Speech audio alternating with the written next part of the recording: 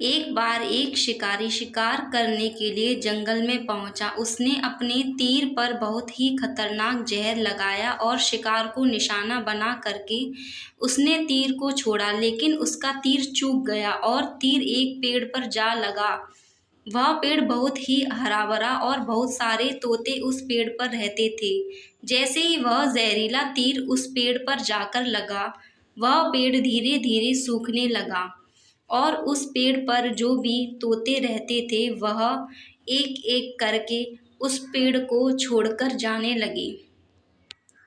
उस बड़े से पेड़ के कोटर में एक बहुत ही बूढ़ा तोता रहता था, जो बहुत ही धर्मात्मा और अच्छे मन का था। सभी तोते उस पेड़ को छोड़कर जाने लगे थे, लेकिन वह बूढ़ा तोता जाता था, दाना लेकर के आता और उसी कोटर में आ करके बैठ जाता था, परंतु उस पेड़ को छोड़कर को तैयार नहीं था। बूढ़े तोते के साथियों ने कई बार आकर के उसे समझाया कि यह पेड़ सूख रहा है और किसी दिन गिर भी जाएगा, चलो किसी और पेड़ पर चलकर रहा जाए। परंतु वह बूढ़ा तोता वहाँ से जाने को तैयार नहीं हो रहा था। यह बात देवराज इंद्र तक पहुँची। उन्हें बताया गया कि एक तोता है, वह जिस पेड़ पर रहता है उस पेड़ पर एक जहरीला तीर लगने के कारण सूखने, गिरने और खत्म होने के कगार पर आ पहुंचा है, और एक बूढ़ा तोता अभी भी वहीं पर रह रहा है। वह दाना लेकर आता है और वहीं पर रहता है, जबकि उस जंगल में बहुत सारे पेड़ हैं, लेकिन वह उसी पेड़ पर रह रहा है।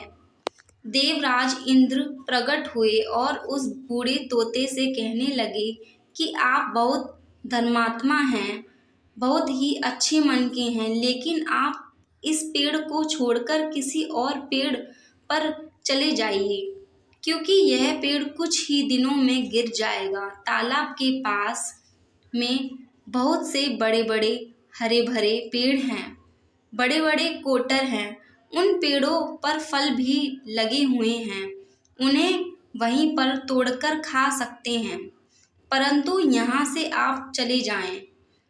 तोता बोला, माफ कीजिएगा, इस पेड़ ने मुझे जीवन दिया है, शिकारियों से मेरी रक्षा की है, हर मौसम में मेरे साथ रहा है, ये कोटर मेरा घर है, यहाँ मैं पला बड़ा हूँ, इस पेड़ को मैं छोड़कर कैसे जा सकता हूँ?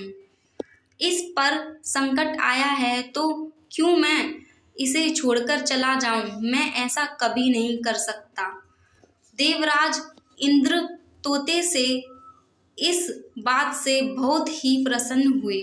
उन्होंने तोते से कहा, मैं आपके इस बात से बहुत ही खुश हूँ, मांगो जो आपको मांगना है। उस बूढ़े तोते ने कहा, मुझे बस इतना मांगना है कि इस पेड़ ने मुझे जन्म दिया, जहाँ मैं रहा पला बड़ा, जिसे आप मेरा जन्मभूमि कह सकते हो, आप इसे फिर से वैसा ही हरा भरा कर दो जैसा ये था। देवराज इंद्र ने अमृत से उस पेड़ को सींच दिया और पहले की तरह हरा भरा कर दिया। अब वापस से उस पेड़ पर आकर वे बाकी तोते रहने लगे।